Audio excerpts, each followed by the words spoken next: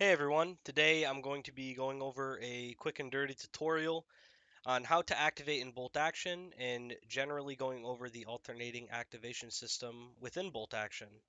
So whether you're a veteran player or a new player alike, I hope that you learned something from this video and yeah, we'll get right into it. So we will begin the video by going over what the order dice activation system is. In Bolt Action, every unit for you and your opponent have a corresponding order die. At the beginning of a turn, all of the dice are going to go into a bag, and then you're going to draw one randomly, and then if it is yours, you will assign one of your units in order, and if it is your opponent's, they will do the same. And you repeat that process until the bag is empty. Once it is, that signifies the end of a game turn. In Bolt Action, the order dice are D6, and you have 6 available options as to what orders you can issue to a unit. The first is the fire order, where the unit will stand still and shoot without any negative penalties. The second is an advance order, where you're going to move at half speed, which is 6 inches for infantry, and shoot with a -1 penalty to hit. Your third is to run, where you do not shoot, but you move at full speed, so 12 inches for infantry. The fourth, which has some depth to it, and I'll go over in a greater explanation in the next slide, is the ambush order. When you assign a unit an ambush order, it is able to react fire to an opponent's unit that is running or advancing within line of sight of it. You get to choose at what point in that run or advance you are going to fire upon them. So, if an opponent's unit is running between two pieces of cover, you can elect to flip that ambush to a fire as they're out in the open, so they will not receive the benefit of cover. A unit that is on ambush at the end of the turn, so you have not flipped it to fire, you have not reacted to your opponent, you can either choose to attempt to fire as normal, and to do so, you'll roll a d6, and on a 4 up, you'll fire as normal. If not, that's it. Or you can keep the order die where it is and keep them on ambush going into the following turn. Also, something that some players do not know is the unit in ambush, if they are fired upon, are able to go down in response. So in general, ambush is very powerful, and like I said, I'll speak on it a little bit more in just a little bit here. Your fifth available order is to rally. A rally order, you are going to do an order check, which is 2d6, and you're looking for the morale value of that unit or lower. If you succeed, you lose all your pins. In the final order is the down order, where you're not going to move or shoot. You stay where you are, you hit the deck, and you add 2 to your current cover save. So if you're out in the open and you have no cover and you go down, you'll receive a 5 up cover save, a 3 up in soft cover, and a 2 up in heavy cover. So a more tough veteran unit in hard cover that is going down is going to be especially hard to shift. Also, a unit that is down and gets hit by a high explosive weapon is going to half the number of hits generated by the template.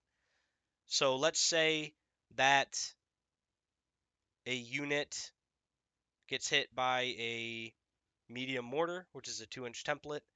Your opponent places the 2-inch template looking to get the most amount of guys. They get 4. If you go down or you are down, then they will only get 2 hits, whereas they would normally get 4. Additionally, with the down order, just like with the ambush order, you can just keep the down order next to the unit going into a new turn in order to remove all pins. So now we'll kind of go into the general strategy when it comes to activating and what you can do to kind of give yourself an edge in a game of bolt action. The first and most important thing I will say is remaining patient. In the heat of the game, it's very easy to kind of want to immediately hit your opponent as hard as you can. You want to activate that big scary tank and shoot them or whatever it may be. But most of the time, the player that activates first is going to be at a disadvantage. So try to save the most important activations for last. At least most of the time, I'll kind of go over maybe when that isn't the case. And you can really do that by kind of burning your low impact dice first. What I mean by that is maybe units and transports that aren't going to be getting out of the transports during that turn, units that are in reserve that will not be coming onto the board this turn, your officers, and generally just units that are not going to have a huge effect on the turn itself. When you force your opponent to activate first, it puts them in a bad position because a unit that is activated is no longer a threat and is vulnerable. Once your opponent's scary tank shoots, that's all it can do for the rest of the turn. Now it is static, it is going to remain in place and can no longer hurt you. So you can either decide to move your guys or you can decide to fire back on it, whatever it may be. So when you are making a decision as to what you're going to shoot at when you receive an order die, unless it is something that is extremely concerning and may immediately affect you at the beginning of the next turn, typically try to shoot at units that have not activated. That's going to force your opponent to decide whether or not they're going to go down, and is going to just kind of lessen that counter punch towards you. Like I said in the previous slide, utilize ambush. Ambush is so versatile. It is so powerful. It is a tool that allows you to deny areas of the board and force your opponent to kind of play into your hand. And like I said, it just creates pressure, which is so good. I'm not saying put every unit on ambush, but by putting a unit on ambush, you are really going to change how your opponent plays out the turn and the game in general. And try it for yourself. You will not be disappointed. Now I'll finish this section by kind of going over maybe some situations in which when you do get the first order die of the turn, you're not going to want to burn it on low impact dice. One example I can think of is a tank duel situation where maybe you and your opponent's tanks are facing off, they have line of sight of each other, and whoever gets that first shot off is likely going to hit and kill the opposing tank. That would be a situation in which you're going to want to use that first order die. Another one would be following up on your indirect fire. What I mean by that is in bolt action, the first turn an indirect fire weapon shoots at a unit, it hits on a 6, and then every subsequent turn it gets better. So on turn 2 it will be a 5, whatever it may be. It's really important where turn 1, if you're shooting an indirect fire weapon such as a mortar, going into turn 2, it's generally a good idea to try to shoot that mortar sooner than later because now you're hitting on a 5 or a 6, and once your opponent moves, it resets at 0 and you go back to 6. So although typically with mortars you should be shooting at static targets that don't want to move in general, such as a machine gun team or a fixed weapon, it greatly increases the likelihood you're going to hit if you try to follow up on that 0 early on in the turn.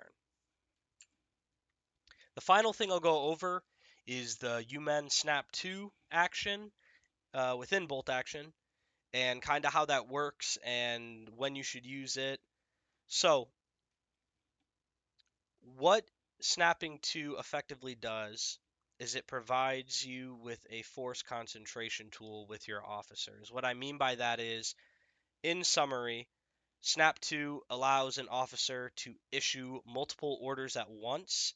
So you can have 3 to 6 units go all at the same time, but it is a double-edged sword because once those units have activated, now they're vulnerable and can no longer do anything for the rest of the turn.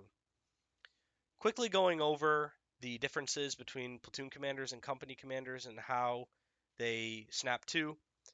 A platoon commander issues an order to themselves and 2 additional units within 6 inches of it, and then a company commander is 4 additional units within 12 inches. German regular and veteran officers, their platoon commanders will snap to 3 units instead of 2, and the company commanders will snap to 5 instead of 4. So the way it will kind of play out is you'll pull an order die from the bag. If it's yours, you will say, hey, I'm going to snap 2 with my officer and these 2 units, and then you resolve those 3 orders back to back in whatever order you want. You are not able to issue a snap to by having your officer run into the 6-inch bubble. So let's say a platoon commander, which has a radius of 6 inches, is 12 inches away from a unit. You can't run 12 inches to get within that 6-inch radius and then issue the snap to. It all happens at the same time, but then you get to choose the order in which you activate with those units that have been affected by the snap to. What I'll say about snapping to is generally you should have a plan in mind. Some good applications of snapping to would be having an officer and a really threatening close range unit, such as a submachine gun squad or a flamethrower squad in a transport, instead of moving up or advancing your transport and then having to wait for an order die and having your transport be vulnerable with all your guys inside. You can have your platoon or company commander issue a snap to. You can have the transport advance and potentially shoot whatever armaments it has, and then you can have the guys inside jump out and do their thing all in one activation, which is really ideal. Another example would be having an officer issue a snap to multiple rocket launchers. That way, they're able to get as much firepower out before the enemy kind of comes within that 36-inch minimum range. So, I will say, along with deployment, I think how you activate and the order of activations in bolt action are the most essential skills you can have in order to win. So with that being said, I hope that this video provided some value to you and maybe you've learned a thing or two. If you have anything that I did not include in the video, please feel free to leave a comment below, and thank you all for watching.